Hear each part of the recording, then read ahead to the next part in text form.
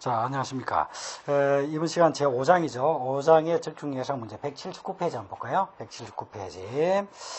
자, 179페이지 3번 문제부터 한번 봅시다. 다음 중 자가수정을 주로 하는 식물은 그랬는데, 자가수정과 타가수정, 어떤 식물들이 자가수정하고 타가수정하는가, 이걸 여러분들이 기억하셔야 됩니다. 그런데 자가수정을 기억하는 것보다는 타가수정을 기억하는 게 좋습니다. 타가수정은 자가수정,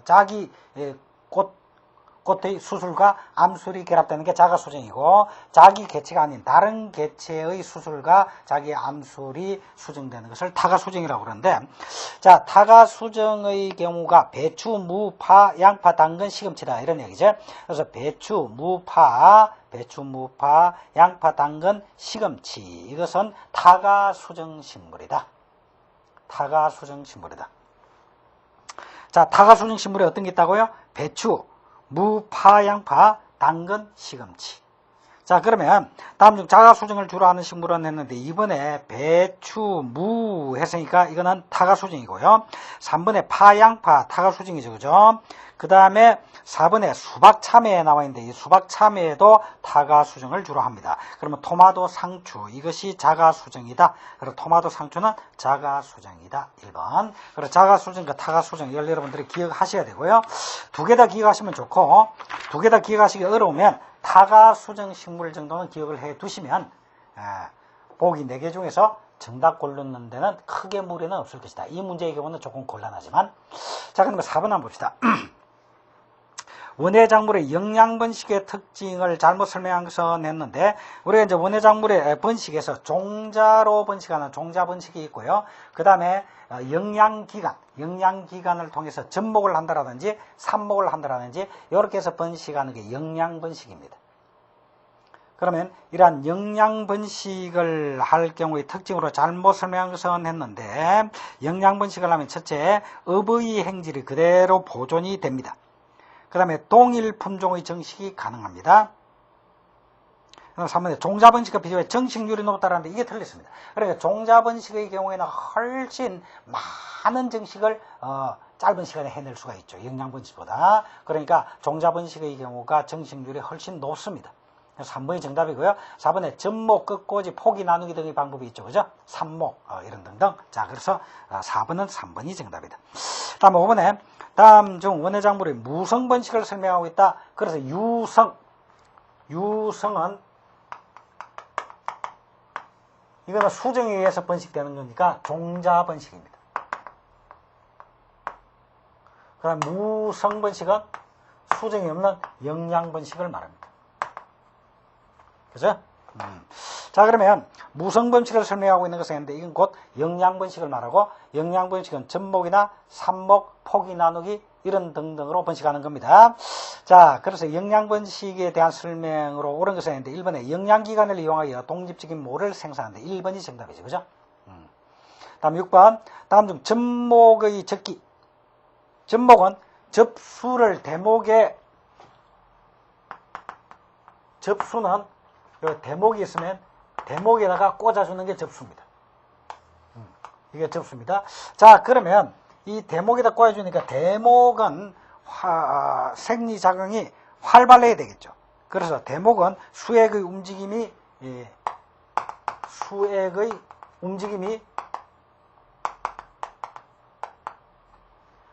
좀 활발할 때,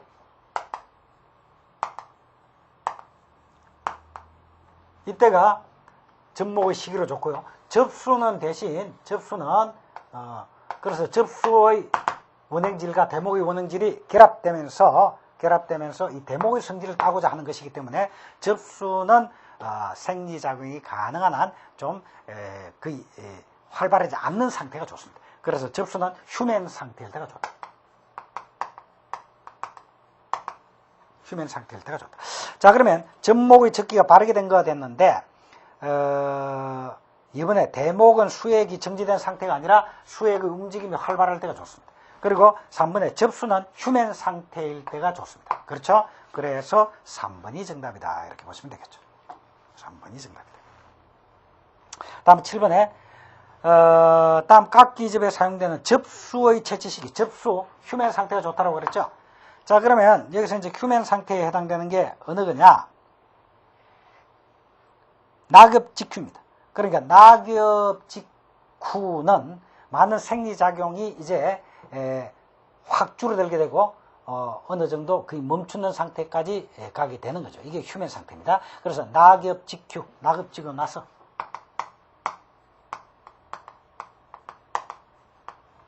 그래서 1번이 정답이다 이렇게 볼 수가 있죠.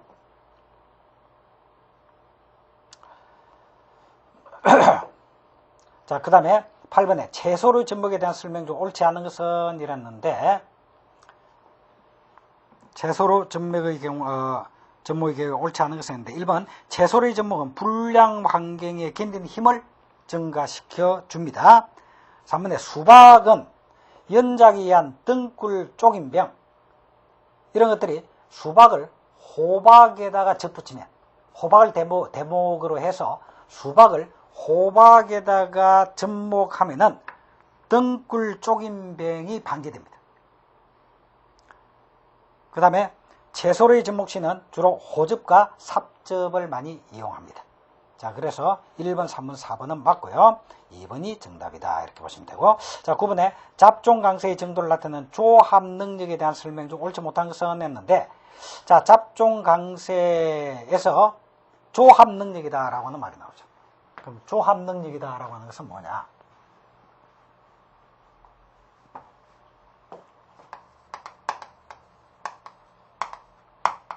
조합 능력이다 라고 하는 것은 잡종 강세를 나타내는 정도를 말합니다.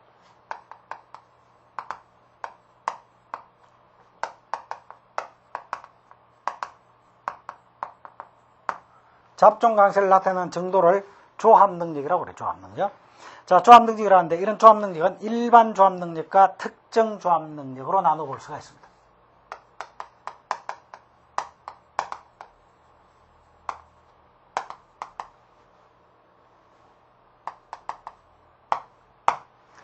일반 조합 능력과 특정 조합 능력으로 나눠볼 수 있고, 일반 조합 능력이다라고 하는 것은 어떤 계통과 조합되더라도 높은 잡종 강세를 나타내는 것. 그래서 일반적으로 잡종 강세가 높게 나타난다. 다시 말하면 어떤 계통과 조합되어도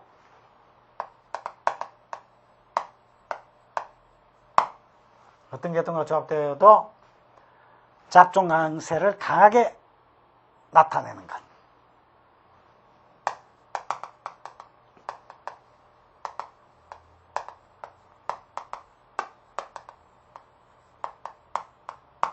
이것을 일반 조합 능력이라고 합니다. 자, 특정 조합 능력은 어떤 계통과 조합해도 높은 잡종 강세가 나타나는 것은 아니고, 이거는 특정 계통과 조합할 때만 높은 잡종 강세가 나타나는 거예요.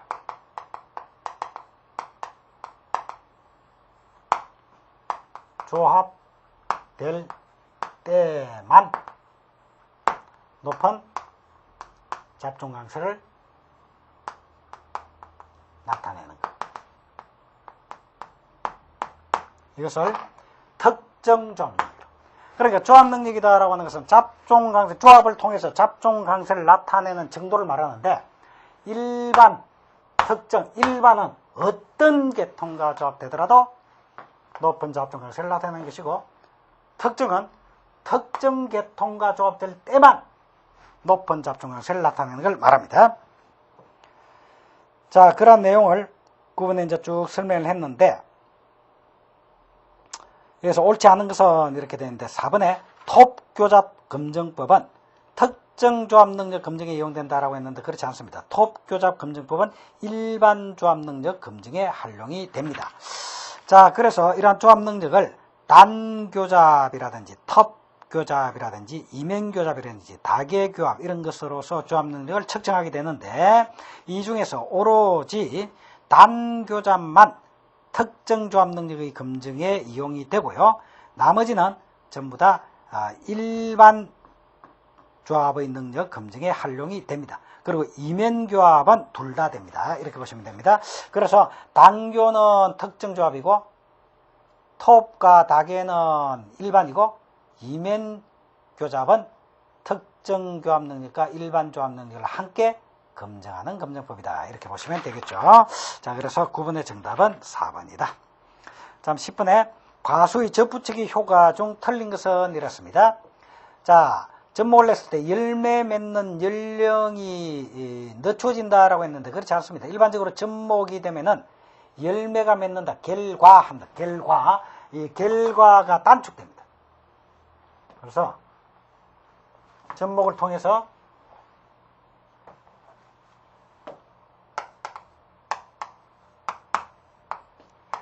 결과가 단축된다. 자, 예를 들어서 우리 감 같은 경우에 실생묘로부터 실생묘가 자라서 감이 결과되는 열매가 맺는 데는 10년 걸립니다. 그런데 접목을 한 접목묘가 감을 결실하는 데는 5년이면 된다. 5년이면 된다. 그러니까 이와 같이 접목을 통해서 결과 연령이 단축됩니다. 늦어지는 것이 아니고. 그래서 1번이 틀렸고요. 그 다음에 접목의 효과가 쭉 나와 있는데 병충해에 대한 저항성을 높여줄 수가 있습니다. 저항성이 높은 그런 대목에다가 접목을 시키면 됩니다. 그 다음에 대목의 선택에 따라서 수행이 왜소화될 수 있다. 자, 수행이 왜소화되면 나무의 모양이 왜소화되면 관리하는 데 편리합니다. 그지? 그래, 관리 편리를 위해서 이런 접목을 통해서 수행을 왜소화시키고자 하는 경우가 있는데, 예를 들면 사과를 파라다이스 대목에 접목시키면 사과를 파라다이스 대목에 접목을 시키면 왜소화됩니다. 그래서 관리에 편리성이 있다. 이렇게는 볼 수가 있겠죠. 관리 편리성이 있다. 그래서 대목을 선택함에 따라 수행의 왜소화가 가능하고요. 자, 그러면은 10번에 과수의 접붙이기 효과 중 틀린 것은 있는데 1번에 열매 맺는 연령이 늦춰진다가 아니고 그만큼 단축된다. 그래서 앞당겨지는 겁니다. 그죠? 그래서 1번이 정답입니다. 다음에 11번에 포도를 접목해서 재배하는 가장 큰 이유는, 포도를 접목하는 이유는요, 포도를 뿌리 진딧물인 뿌리 혹벌레, 포도의 뿌리 혹벌레에 대한 저항성이 높은 그런 대목에다가 접을 붙이면요, 저항성이 높은 그런 대목에다 접을 붙이면은 이러한 포도 뿌리 혹벌레를 방지할 수가 있기 때문에 포도를 접목하여 재배합니다. 그래서 포도를 접목하여 재배하는 가장 큰 이유는 이번에 뿌리 혹벌레의 피해를 방지하기 위해서입니다. 2번이 정답입니다. 그 다음 12번에 접목 활착률을 높이려고 할 때 제일 먼저 고려해야 되는 접목 활착률이다라고 하는 것은 이러한 접목을 시켰을 때 세포 간의 원행질 사이의 교류가 활발하게 이루어져서 완전히 새로운 개체로서 생장할 수 있도록 되는 그러한 능력이 활착률인데, 이걸 높이기 위해서는 무엇보다도 접수와 대목의 친화력이 제일 중요합니다. 그래서 이 접수와 대목이 접목 친화력이 있어야 됩니다. 그래서 서로 접목이 잘 될 수 있는 이런 친화력이 있어야지, 접목 친화력이 떨어지면 접목이 잘 활착이 안 됩니다. 성공 못한다 이런 얘기죠. 자, 그런데 일반적으로 접목 친화력은 문, 강목과 속종. 자, 우리가 작물을 분류할 때 같은 문에 속한다, 같은 강에 속한다, 같은 목에 속한다. 그래서 문, 강목과 속종 이래 되는데, 자, 같은 종에 속한다, 같은 종끼리다. 이게 가장 거의 동질적입니다. 그래서 같은 종끼리가 접목 친화력이 제일 좋을 것이고, 그죠?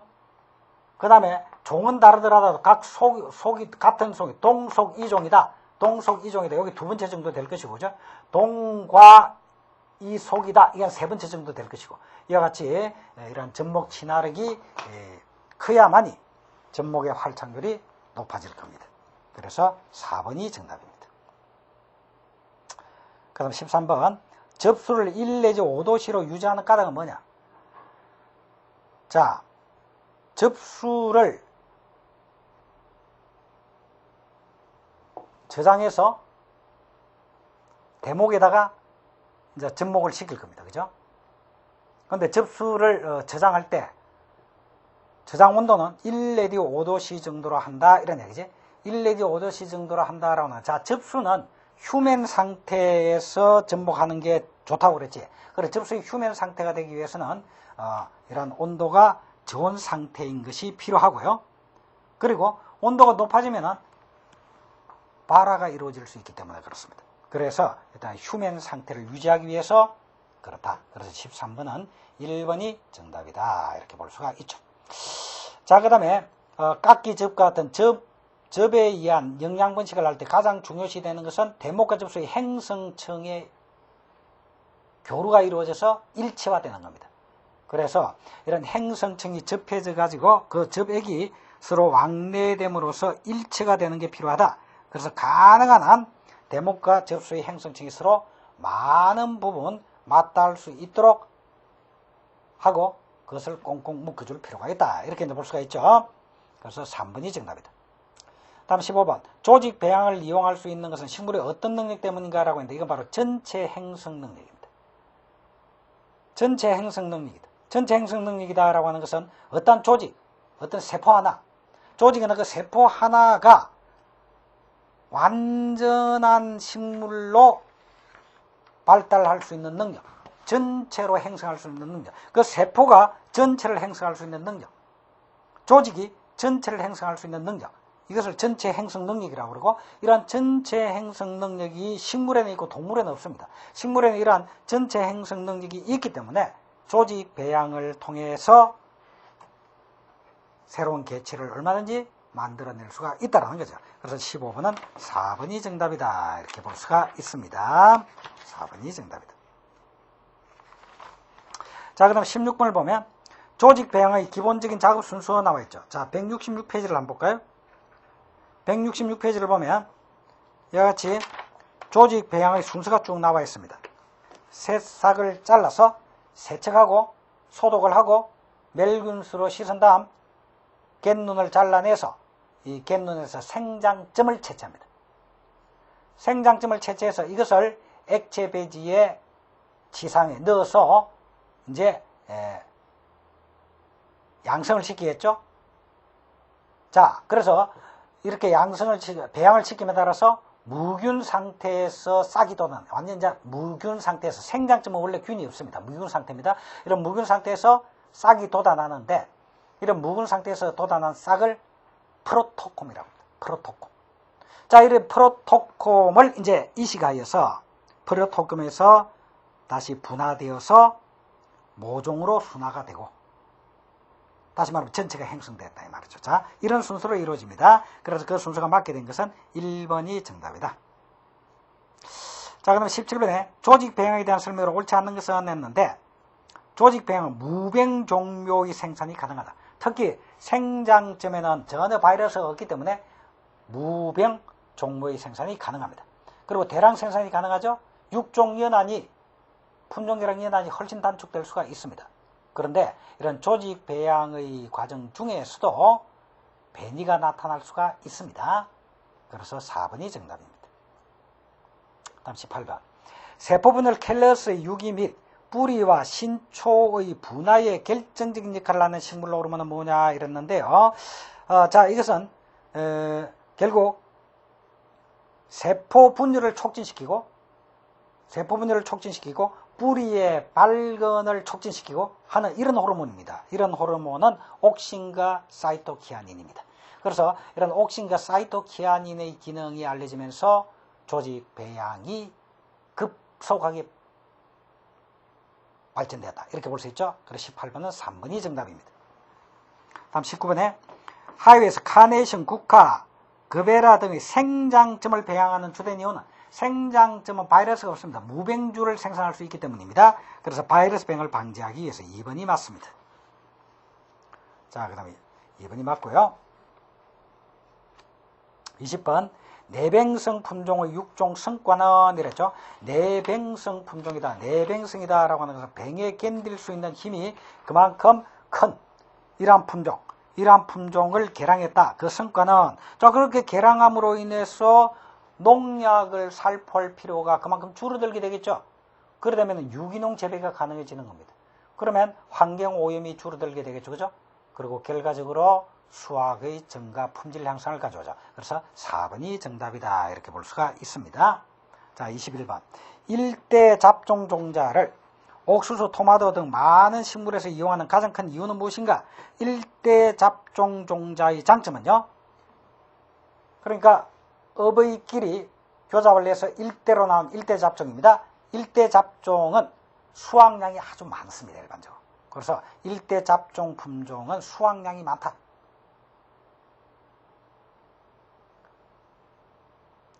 그리고 매년 새로 만든 일대 잡종 종자를 파종함으로써 종자 산업의 발전에도 큰 몫을 담당할 수 있다. 자, 그래서 일대 잡종 종자를 많이 이용하는 이유는 이와 같이 일대 잡종 종자 수확량이 많고 이걸 통해서 또 육종을 할 수 있는 방법도 있다. 자, 그래서 높은 생산량을 넣는 데 있다. 1번이 정답이죠. 다음 22번. 농가에서 매년 새로운 종자를 구입하여 재배하는 것이 유리한 작물로 짝지어진 것을 냈는데, 다시 말하면 매년 새로이 만든 일대 잡종을 계속 새로운 종자로 사용하는 이러한 대표적인 작물이 옥수수와 채소류입니다. 다시 말하면 잡종 강세를 보이는 그런 품종입니다. 자, 잡종 강세를 보이는 품종은 옥수수, 채소류 중에서 배추, 수박, 오이, 토마토 같은 것입니다. 그래서 옥수수와 채소류는 잡종 강세를 나타낸다. 그러니까 일대 잡종이 업의보다도 훨씬 더 수확량이 많다. 잡종 강세를 나타낸다. 그러면 잡종 강세를 나타내는 품종은 어떤 게 있냐? 옥수수와 채소류다. 그래서 옥수수와 채소류는 잡종 강세를 나타내기 때문에 매년 일대 잡종을 새로운 종자로 매년 사용한다. 이렇게 볼 수가 있죠. 자, 그래서 22번은 4입니다. 자, 그 다음에 23번. 일대 잡종을 많이 사용하는 거 나왔죠. 일대 잡종을 많이 사용하는 잡종 강세에 있는 옥수수와 채소류다. 옥수수와 채소, 옥수수 4번이 정답이다. 이렇게 볼 수 있죠. 자, 그 다음에 24번에 타가 수정식물에만 적용되는 육종 방법은 계통분리입니다. 그래서 우리는 계통분리는 타가 수정식물에만 적용이 되고요. 자가의 경우에는 순계선발법을 주로 씁니다. 그래서 계통분리는 타가 수정식물에만 적용한다. 계통분리, 타가 수정식물 이렇게 기억하시고, 자, 그럼 25번. 두 품종을 교잡하여 그 후대에 좋은 행질을 가진 개체를 분리 선발하여 고정시키는 육종 방법. 육종이라는 품종 계량이죠. 그러니까 두 품종을 교잡해가지고 교잡시켜서 그 후대에 좋은 행질이 나오면 이것을 분리 고정해서 새로운 품종으로 보급하는 이러한 것은 교잡을 통해서 육종한다라고 해서 교잡 육종법이라고 그럽니다. 그래서 교잡 육종법이다 이것은. 그 다음에 26번. 내병성 품종의 육성이나 유전자의 분리 및 연쇄 관계를 밝히는 방법으로 흔히 쓰이는 방법, 이건 여교잡법인데, 자, 여교잡법이다라고 하는 것은 재배 품종이 가지고 있는 소수 행질을 계량할 때 많이 쓰입니다. 그래서 우수한 특성이 있으나 한두 가지 결점이 있는 품종을 그 결점을 보완하기 위해서 그쪽으로 우수성을 나타내고 있는 품종과 교잡을 시켜서 육종하는 방법이 여교잡법인데, 자, 예를 든다라고 한다면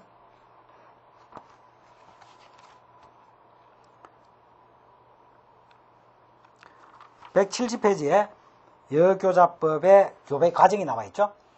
그래서 업의 세대에 A와 B가 교잡을 시키는데, 예를 든다라고 한다면 A 품종은 아주 수확량이 우수하다, 수확량이 많다 이렇게 한번 봅시다. 그래서 A 품종은 수량이 아주 풍부하다. 그런데 병에 약하다. 병에 병에 좀 약하다. 내병성이 떨어진다. 자, 그런데 B 품종은 이 병의 내병성이 강하다. 그렇다면 A와 B를 교잡시킨다 이런 얘기입니다. A, B를 교잡시켰더니 자 1대 잡종인 F1이 나왔다 이런 얘기죠. F1이 나왔다. 이 F1하고 다시 업의 중의 하나, 이거와 다시 업의 중의 하나인 A와 교잡을 시킨다든지 또는 F1과 B와 교잡을 시킨다든지 이런 것이 여교잡법입니다. 그런데 이러한 여교잡법을 통해서 내병성 품종의 육성이 가능하다. 그래서 이에서 보는 바와 마찬가지로 내병성 육종이 가능하다. 자, 이 경우에는 F1과 B를 다시 교잡시킴으로써 내병성도 좋고 그리고 수확량도 풍부한 이러한 잡종 강세를 얻을 수가 있을 것이다. 그래서 26번은 3번이 정답이다. 다음 27번 1대 잡종을 이용하는 육종. 1대 잡종을 이용하는 육종. 이게 잡종 강세입니다. 1대가 강세를 나타내는 잡종 강세입니다. 그래서 이러한 잡종 강세 육종에서 구비해야 될 조건이 아닌 것을 냈는데 1회 교잡으로 다량의 종자를 생산할 수 있어야 되고요. 교잡 조작이 용이해야 되고 F1의 실론 가치가 커야 됩니다. 그죠? 그리고 단위 면적당 재배에 소비되는 종자량은 단위 면적당 재배에 소비되는 종자량이 작아야 되겠죠. 그래야만이 경제적이죠. 그래서 3번이 정답이다.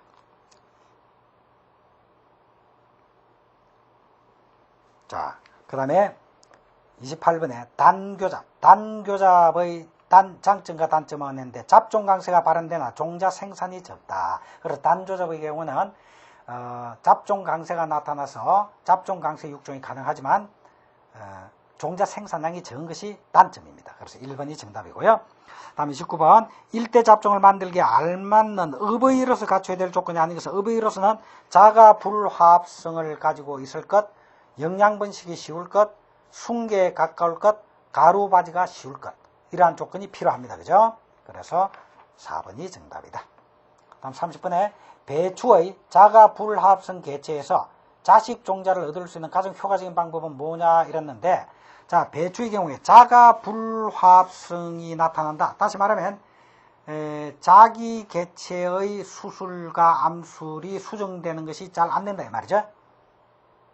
자, 이럴 경우에 자식 종자를 얻어낼 수 있는 가장 효과적인 방법은 뇌수분이라고 하는 겁니다.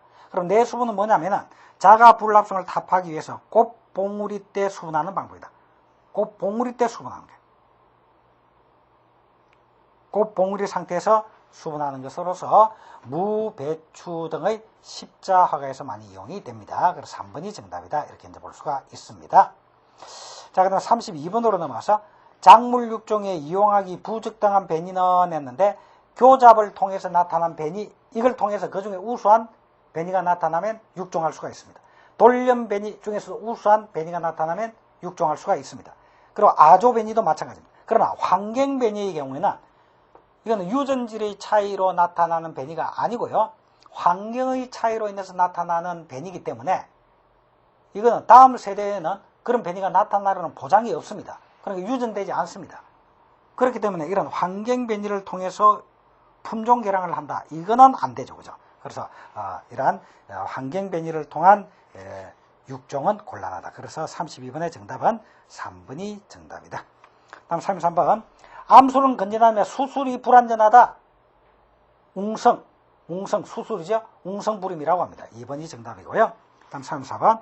교배 시 양친 식물들이 갖춰야 할 조건으로 가장 중요한 것은 했는데 교배 시에 양친 식물들이 갖춘다. 그러면 꽃가루와 암술이 수분이 이루어져야 되겠죠. 그렇게 되기 위해서는 개화기가 꽃피는 시기가 일치되어야 됩니다. 그래서 개화기가 일치되어야 수분이 가능하니까. 그래서 1번이 정답입니다. 예. 자, 그래서 이제 35번 보면 우량 품종의 구비 조건 이랬죠. 우량 품종의 구비 조건은 모든 개체들의 유전질이 균일해야 된다라고 하는 균등성. 그 다음에 재배적 특성이 우수해야 된다라고 하는 우수성. 그 다음 우수하고 균일한 품종의 재배적 특성이 계속 유지되어야 한다라고 하는 영속성입니다. 그리고 광지역성. 넓은 지역에 걸쳐서 나타날 수 있어야 된다라고 하는 이것이 우랑 품종의 구비 조건입니다. 그래서 2번에 있는 변이성은 해당되지 않는다. 그래서 35번은 2번이 정답이다.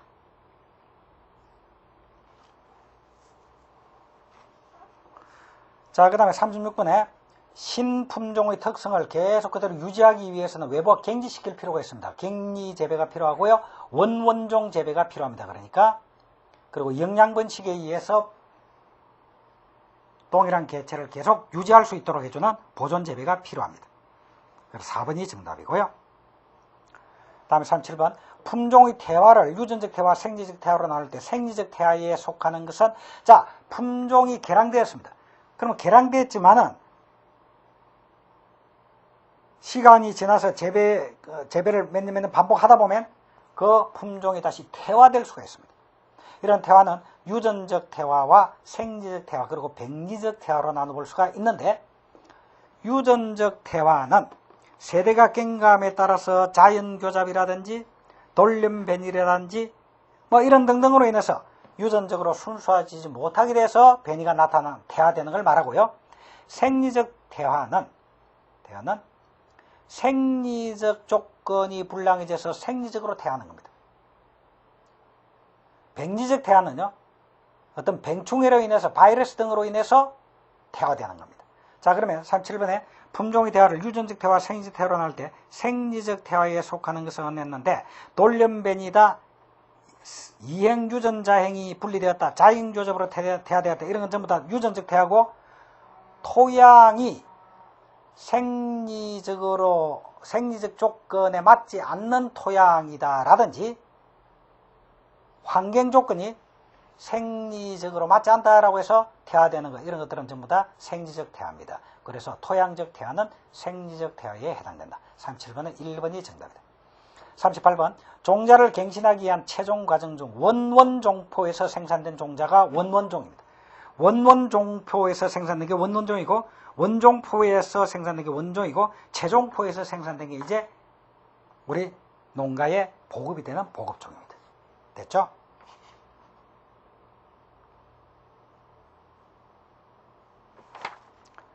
자, 그 다음에 40번을 보면 우랑종자의 구비 조건에 해당되지 않는 것 했는데 우랑종자는 우랑 품종에 속해야 되고 유전적으로 순수해야 되고 병충해에 감되지 않아야 되고 바라스가 좋아야 됩니다. 그죠?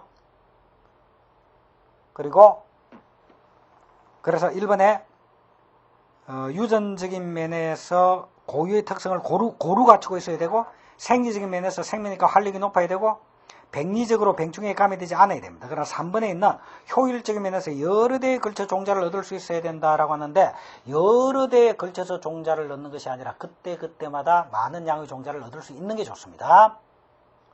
그래서 3번이 정답이다. 자, 그 다음에 41번에 과체류의 채종과는 후숙시키는 것이 일반적인데 그 이유는 과체류에서 채종과를 후숙을 시킨다. 후숙시키는 이유는 후숙시키면 시킬수록 발화력이 좋아지기 때문입니다. 그래서 종자의 발화력을 높이기 위해서 그렇다. 당근이나 파, 양파의 경우에 후숙하는 방법은 꽃두리채로 통풍이 잘 되는 그늘진 곳에서 후숙합니다. 자, 그래서 41번은 3번이 정답이고요. 42번 콜리친 처리에서 씨 없는 수박 종자의 배수체는 얼마냐?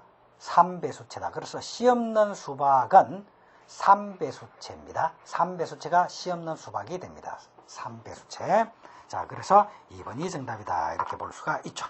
자, 여기까지 해서 5장까지 끝냈습니다. 이번 시간 여기까지 하겠습니다. 수고하셨습니다.